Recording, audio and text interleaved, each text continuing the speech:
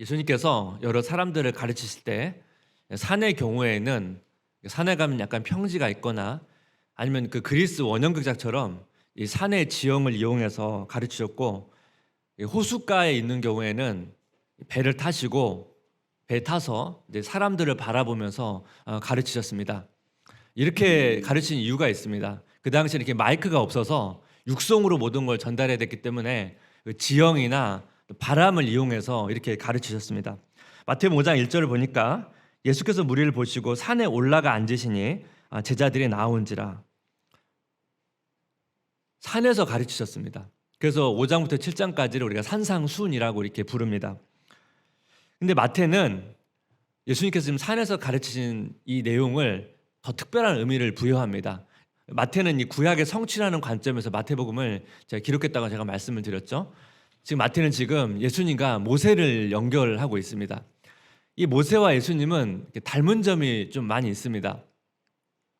모세가 태어났을 때 애굽 왕이 이제 남자아이를 죽이라고 명령을 하죠. 그래서 모세의 부모님께서 갈대 상자에 모세를 담아서 이제 띄어 보내면서 모세를 살렸습니다. 헤롯 왕이 남자아이를 이제 죽이라는 명령을 했고, 그래서 예수님의 부모님께서 애굽을 피신하셨죠. 비슷한 상황입니다. 모세가 이스라엘 백성을 인도해서 홍해를 지나서 광야로 들어갔던 것처럼 예수님께서 세례를 받으시러 요단강에 들어가셨다가 나오시고 시험을 받으러 광야로 가셨습니다. 모세가 시내산에서 하나님 율법을 받으러 시내산에 올라갔죠. 그래서 그 하나님 율법을 받아서 이스라엘 백성에게 가르쳤던 것처럼 예수님께서 지금 산에 올라서 이 하나님의 율법을 이스라엘 백성들에게 가르칩니다. 굉장히 유사한 부분이 많이 있습니다. 지금 마태는 그런 관점에서 오늘 예수님께서 산으로 올라가 앉으셨다는 내용을 강조해서 지금 이야기하고 있는 것입니다. 차이점이 하나 있습니다.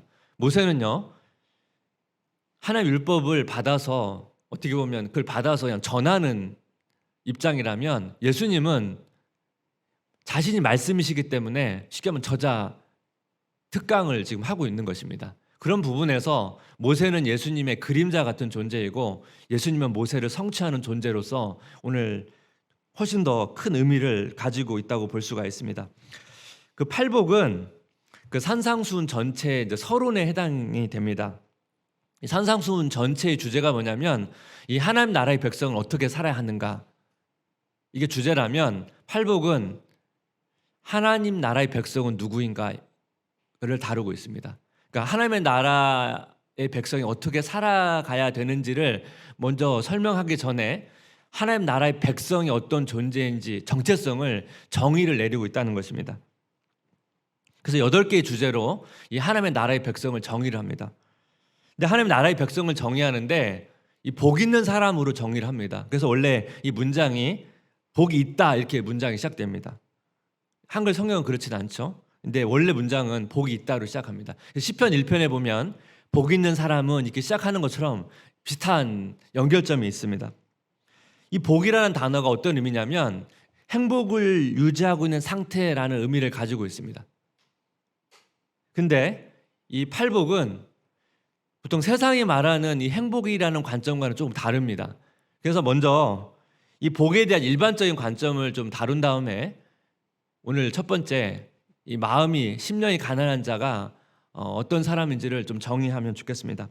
이 행복이라는 단어의 사전적 정의를 보니까 2개가 있는데, 첫 번째는 뭐냐면 복된 좋은 운수랍니다. 복된 좋은 운수. 이 의미는 이 행복이라고 하는 한자어에서 왔습니다. 이 행이라는 게 다행행, 그러니까 운이 좋다는 의미고, 그 다음 복이 복복자거든요. 그래서 복된 좋은 운수 이렇게 정의를 내립니다. 왜 이런 정의가 나왔냐면 과거에는 전쟁이나 여러 가지 자연 재해가 있을 때 사람들이 많이 죽었거든요. 근데 이런 전쟁이나 자연 재해로부터 운이 좋게 살았으면 이게 복이 많다, 복 받은 사람들 이렇게 말했거든요. 또 질병 때문에 사람들이 많이 죽었거든요. 근데 어떤 사람이 되게 장수한다 그러면 복 받은 사람이다 이렇게 말합니다. 그래서 뭐 지금도 이런 의미로 그렇게 말하지 않습니까?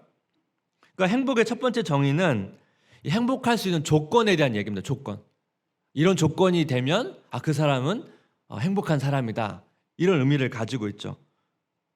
두 번째 정의는 뭐냐면, 행복에 대한 두 번째 정의는 생활에서 기쁨과 만족감을 느껴 흐뭇한 상태, 이렇게 사전에 나와 있습니다. 생활에서 기쁨과 만족감을 느껴 흐뭇한 상태. 뭔가 내적으로 만족한 상태를 의미하는 단어인데, 우리가 일반적으로 행복할 때는 이 첫 번째 정의랑 이 두 번째 정의를 이제 혼합해가지고 그걸 보통 우리가 행복 이렇게 얘기합니다. 근데 사람들이 이제 이런 행복을 누리기를 원하는데 실제적으로 이런 행복을 잘 누리지 못한다는 겁니다.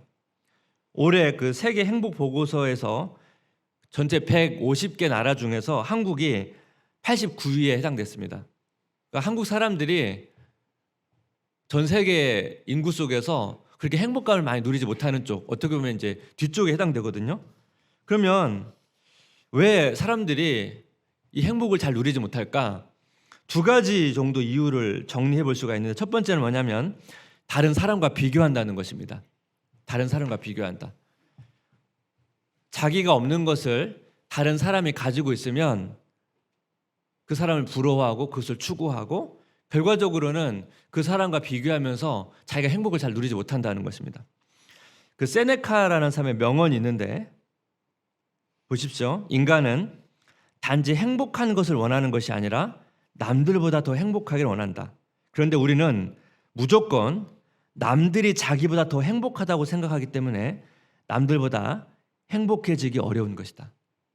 정확히 여러분 그 핵심을 찝었죠. 남들이 자기보다 더 행복하다고 생각하기 때문에 실제로 행복을 잘 누리지 못한다는 것입니다.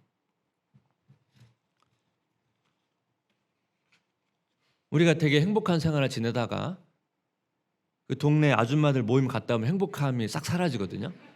제가 한 얘기가 아니고 어느 성도님이 직접 한 고백이에요. 서로 그 막 비교하면서 하다 보니까 그 모임이 너무 공허하다는 거예요. 자신이 되게 초라함을 느낀다는 거예요. 그래서 자기가 이제 그 모임에 좀 못 갈 것 같다 그런 고백을 실제 했거든요. 계속 그 안에서 보이지 않게 일부러 막 드러내고 비교하진 않지만 그 속에서 뭔가 비교하고 있는 그 모습 속에서 공허한 거예요. 그래서 가기 전까지 되게 행복했는데 갔다 오고 나니까 그 마음이 공허하다는 거예요. 제가 어린 시절에 저는 한번 나눴는데 제가 신장이 좋지 않아서 그때 치료를 받고 있었거든요. 근데 치료 기간이 좀 이게 길어지면서 그때 마침 제가 초등학교 1학년에 입학을 했는데 그 체육 시간에 뛰질 못하는 겁니다. 그 당시 이제 의사분께서 무리하면 안 된다고 특히 달리지 말라고 하더라고요. 그래서 제가 이제 체육 시간에 벤치에서 앉아 있는데 막 다른 친구들이 막 거기서 운동장에 뛰고 있는 거예요. 근데 제가 그때 마음속으로 했던 게 있었거든요. 제가 저 친구들처럼 뛸 수만 있다면 정말 행복할 텐데, 정말 행복할 텐데. 그 마음이 있었거든요. 정말 뛸 수만 있으면 얼마나 행복할까. 제가 그 뒤로 이제 회복이 돼서 뛸 수 있었거든요. 근데 제가 또 조건을 달면서 그렇게 살고 있더라고요. 또 그때는 제가 또 신앙이 없었기 때문에 또 그런 부분도 있었습니다. 그래서 우리가 계속 조건을 달고 비교하기 때문에 우리가 사실 행복을 잘 누리지 못한다는 것입니다. 세상이 이제 행복을 누리지 못한 두 번째는 뭐냐면 원하는 것이 채워질수록 행복감이 작아진다는 거예요. 그 베버의 법칙이 있습니다. 이게 무슨 법칙이냐면 처음에 자극이 작으면요, 그 자극의 변화가 적어도 그 변화를 쉽게 감지하거든요.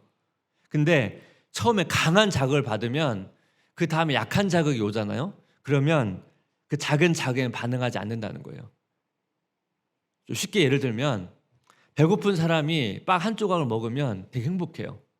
근데 이미 배부른 사람이 이 빵 한 조각을 먹을 때는 그 행복감이 크지가 않습니다. 우리가 어떤 어려운 상황에 처했을 때 작은 것에서 쉽게 반응하고 감사를 누려요.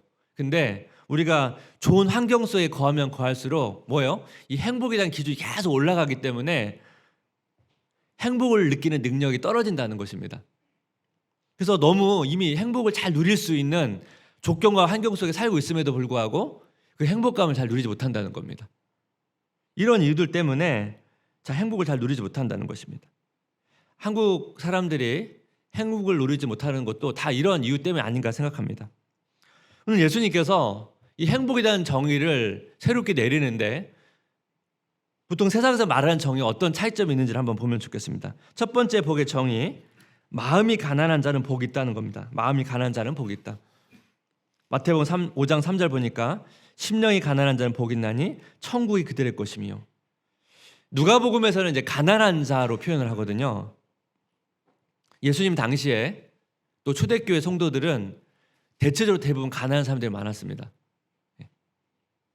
이제 부유한 사람들이 실제적으로 좀 적었고요. 근데 여기서 가난함이 물질적인 부족함을 말하는 건 아닙니다. 그래서 마태는 앞에 이제 마음, 심령이라는 단어를 붙였죠. 마음의 가난함을 강조하는 것입니다. 지금 예수님께서는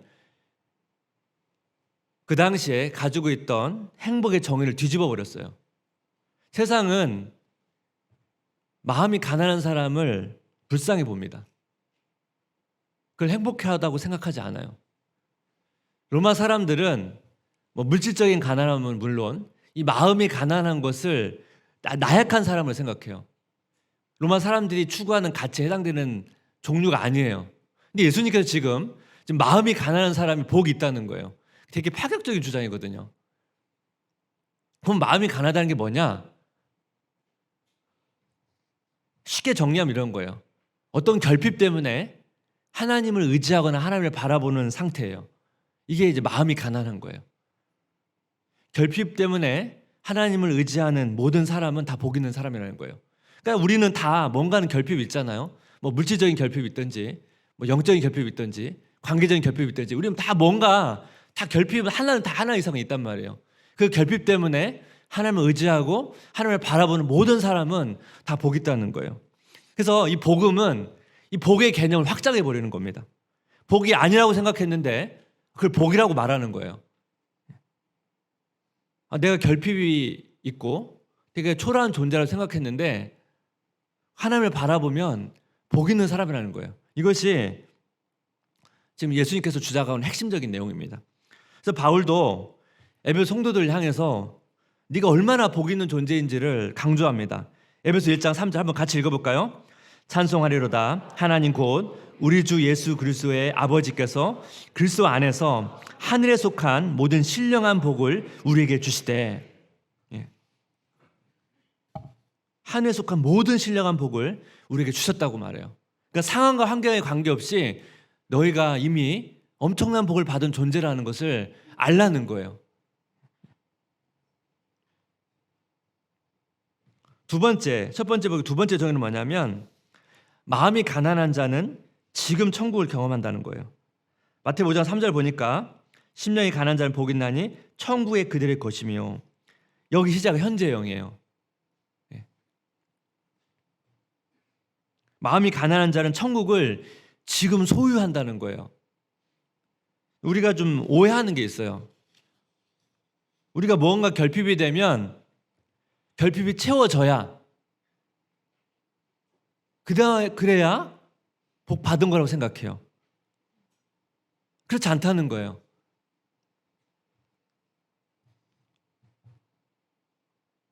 우리가 어떤 결핍 때문에 하나님을 의지할 수밖에 없지만 하나님이 축복해 주셔서 결핍이 채워지거나 문제가 해결되면 그때 복 있는 사람이 될 거라고 생각을 한다는 거예요. 우리 자꾸 이걸 미래형으로 본다고요. 근데 지금 아니라는 거예요.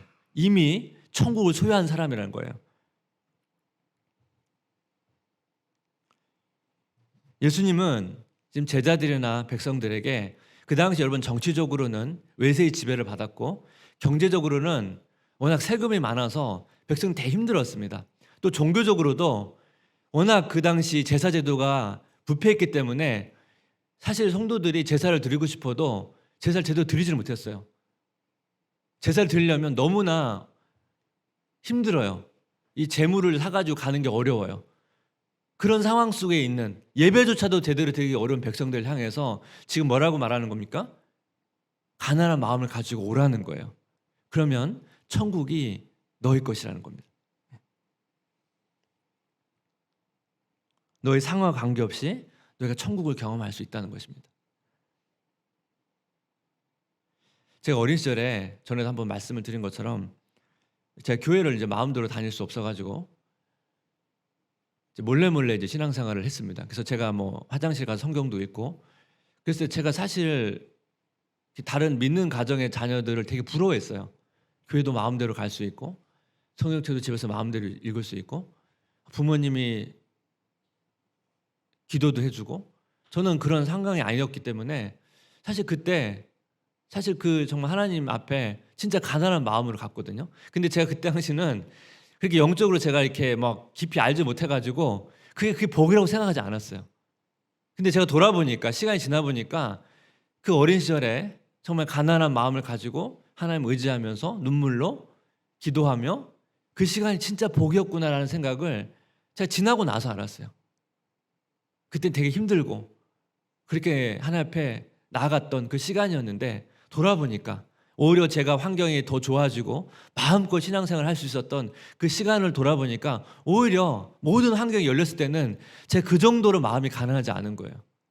그걸 비교해 보면서 그때가 복이었구나. 그때 내가 그것을 알았다라면 훨씬 그 시간을 훨씬 더 잘 누리고 보냈을 텐데, 그런 생각을 제가 했었거든요. 여러분, 천국은 죽어서 가는 장소가 아니잖아요. 하나님의 통치고 하나님의 다스림이잖아요. 그러니까 뭔가 결핍이 있어서 하나님을 의지하고 그 하나님의 다스림을 경험하는 사람, 그 사람이 복 있는 사람이라는 것입니다. 그걸 구현한 사람이 바울이거든요. 빌립보서 4장 11절 12절 말씀 우리 한번 같이 한번 읽겠습니다. 내가 궁핍함으로 말하는 것이 아니니라. 어떠한 형편든지 나는 자족하기를 배웠노니 나는 비천에 처할 줄도 알고 풍부에 처할 줄도 알아. 모든 일 곧 배부름과 배고픔과 풍부와 궁핍에도 처할 줄 아는 일체의 비결을 배우노라. 자족하기를 배웠다. 이 단어가요, 재밌는 게 이 복이라는 단어는 다른데 의미가 비슷해요.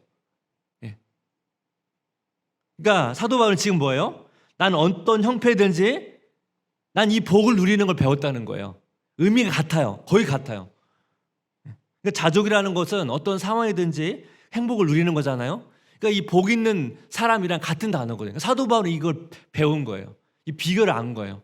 그러니까 꼭 여러분, 뭔가 결핍이 있을 때도 복이라는 거죠. 그러니까 여러분, 이것을 너무 오해하면 안 되는 게, 그러면 뭔가 충만하고 채워지면 복이 없는 거냐? 아니에요. 지금 무엇을 강조하는 거냐면 결핍된 상황임에도 불구하고 그 상태도 복이라는 거예요. 반대로 오해하시면 안 돼요. 난 이미 다 채웠는데, 충만한데, 그럼 나는 아직 못 받은 게 아니야. 그렇게 생각하지 마세요. 근데 여러분, 이게 왜 이렇게 중요하냐면, 이 마음이 가난한 자가 천국을 소유하는 게 왜 이렇게 중요하냐면, 그래야 우리가 세상의 방식을 따르지 않아요. 시편 1편 1절 2절 복 있는 사람은 악인들의 꾀를 따르지 아니하며 죄인들의 길에 서지 아니하며 오만한 자들의 자리에 앉지 아니하고 오직 여호와 율법을 즐거워하여 그 율법을 주야로 묵상하는도다. 이 복 있는 사람은 왜 악인들의 길을 따르지 않습니까? 악인들은 자기들이 행복이라고 하는 것을 추구하면서 수단과 방법을 가리지 않고 그걸 가거든요. 근데 왜 복 있는 사람은 그 길을 따르지 않습니까? 하나님의 복을 알거든요. 진짜 복이 뭔지를 발견했거든요. 그 복을 누리는 즐거움을 발견했거든요. 그래서 그 길을 가지 않는 것입니다. 여러분, 마음이 가난한 사람들을 이제 불쌍히 보지 마십시오. 그 사람은 복 있는 사람입니다. 여러분, 마음이 결핍이 있고 여러분 자신을 초라하게 보지 마십시오. 여러분은 복 있는 사람입니다. 마음이 가난한 사람은 모든 것을 가진 사람입니다. 마음이 가난한 사람은 천국을 누리는 사람입니다. 이 은혜를 누리시기를 주님의 이름으로 기도하고 축복합니다.